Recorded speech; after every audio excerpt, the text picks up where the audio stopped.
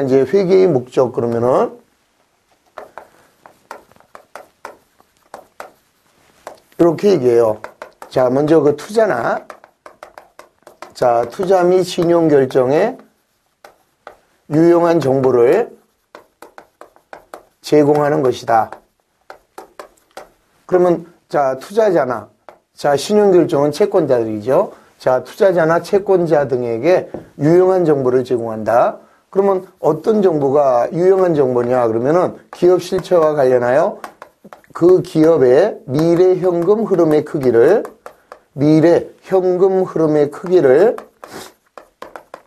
자, 예측할 수 있는 정보가 된다. 그럼 결국 이 미래 현금 흐름의 크기를 예측한다는 것은 미래의 이 기업이 돈을 벌 거냐 또는 돈을 까먹을 것이냐 이런 그 정보를 제공하는 것이다. 그러면 이러한 미래 현금 흐름의 크기는 어떻게 이제 제공을 합니까? 자, 기업의 재무 상태라든지, 자, 그 기업의 경영 성과라든지, 또는 자본의 변동, 자, 또는 현금의 흐름의 크기를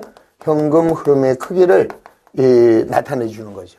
그래서 이런 재무 상태는 재무 상태표를 통해서, 경영 성과는 손익계산서를 통해서, 자본 변동표는 자본의 변동은 자본 변동표를 통해서, 현금의 흐름의 크기는 현금 흐름표를 통해서, 즉 이게 우리 기업의 재무제표가 되는 거죠. 자, 재무제표라고 하는 것은 기업의 재무 상태를 알 수 있는 여러 가지 표다. 이런 그 의미를 가지고 있습니다. 그래서 마지막으로 궁극적으로는 경영진이 자기가 경영을 위탁받은 그 수탁 책임의 보고 역할을 수행하는 것이 이게 회계의 목적이다. 이렇게 볼 수 있는 거죠. 그러니까 한마디로 이 정보 이용자들이, 자, 이때의 정보 이용자들은 다양합니다만은 그 중에서 대표적인, 자, 투자자나 채권자에게 유용한 정보를 제공한다는 것은 결국 이 모든 이들의 이 욕구에 충족시키는 것이다. 이렇게 보고, 그래서 여기는 간단하게 투자자나 채권자 이렇게 얘기했지만 뭐 잠재적 이해관계자까지를 포함한 일반적인 모든 이들이다라고 보시면 되는 거죠. 그래서 투자자나 채권자에게 유용한 정보를 제공하는 것이고, 이때의 유용한 정보란 미래 현금 흐름의 기업 실체와 관련하여 미래 현금 흐름의 크기를 예측할 수 있는 정보고,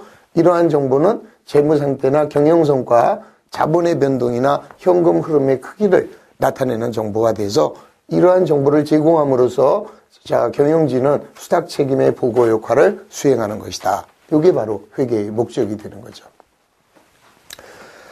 자, 그러면 이러한 정보를 만들어내야 되는데, 자, 이러한 장부를 만들어내는 부기의 목적은 뭐겠냐? 그러면 이러한 부기의 목적은 아주 단순해요. 장부를 기록하는 거니까, 자, 하나는 일정 시점에 재무 상태를 파악하고, 자, 그 다음에 두 번째는, 자, 그 기업의 일정 기간의 경영 성과를 측정하는 거죠.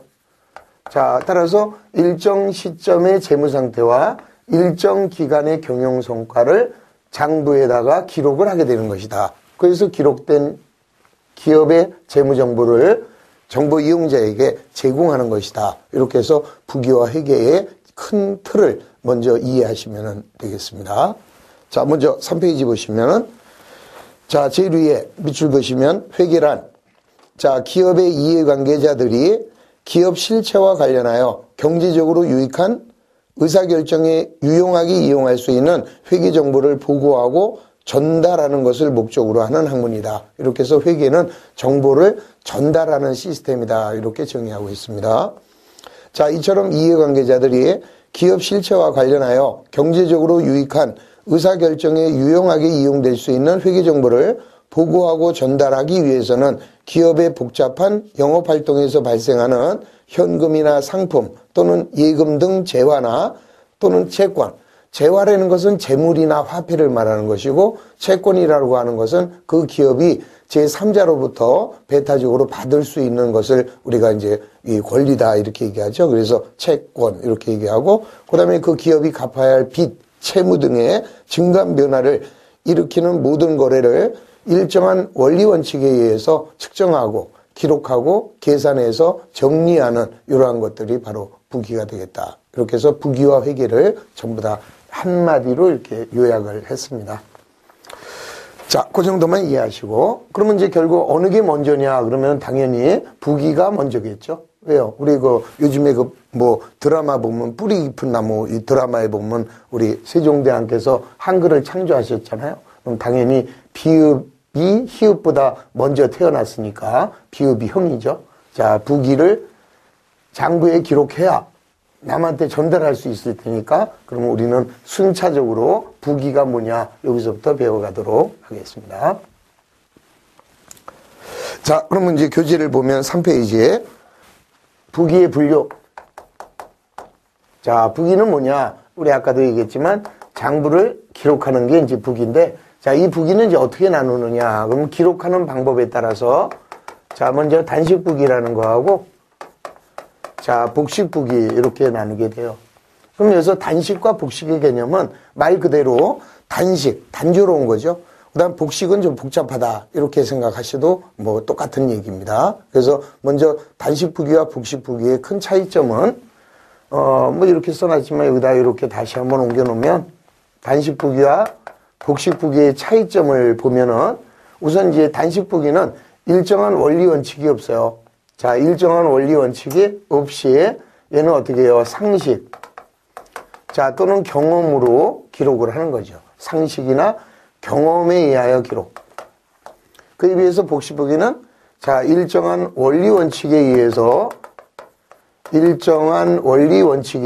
기록을 합니다. 그럼 여기서는 일정한 원리 원칙을 학습을 통해서 배워야 되는 것이고, 자, 얘는 상식이나 경험으로 기록하는 거니까 학습할 필요가 없는 거죠. 그냥 경험에 의해서 기록을 하는 겁니다. 뭐 예를 든다면 우리 뭐 가계부 쓰는 거, 가계부 같은 거 쓰는 거 뭘 배워야 했습니까? 뭐 아무 노트에다가 들어온 돈, 나간 돈, 그럼 남은 돈 이렇게만 기록이 되면 그게 이제 바로 단식부기다. 즉 배울 필요가 없는 거죠. 그냥 경험에 의해서. 자, 따라서 얘는 어떤 것만 기록이 돼요? 상식이나 경험에 의해서 이 노트 같은 데다가 기록을 하면 되니까, 자, 뭐를 기록할까요? 현금이 들어오고 나가는 현금의 수지라든지, 자기가 받을 돈이 얼마, 자기가 갚을 돈이 얼마, 자, 이런 채권 채무에 대한 기록만 합니다. 그에 비해서 복식부기는 일정한 원리 원칙에 의해서 학습을 해서 기록을 하는 거기 때문에 모든 경제적 사건을 기록을 하게 돼 있다, 이 소리죠. 자, 따라서 여기는 현금의 수지, 채권, 채무만 기록을 하기 때문에 자, 나타나는 바가 불완전하겠죠. 일부만 나타나기 때문에 얘를 불완전부기라고 하고, 얘는 기업의 모든 경제적 사건을 일정한 원리 원칙에 의해서 배워서 기록하기 때문에 얘는 완전한 부기다, 이렇게 볼 수 있습니다. 자, 그 다음에 이제 기록을 하는 어떤 일정 원리 원칙 없다 그랬어요, 여기는. 그러나 여기는 반드시 어떠한 원칙에 의해서 기록을 해야 되느냐? 자, 우리 국가가 만드는 기업회계 기준에 의해서 만들게 된다.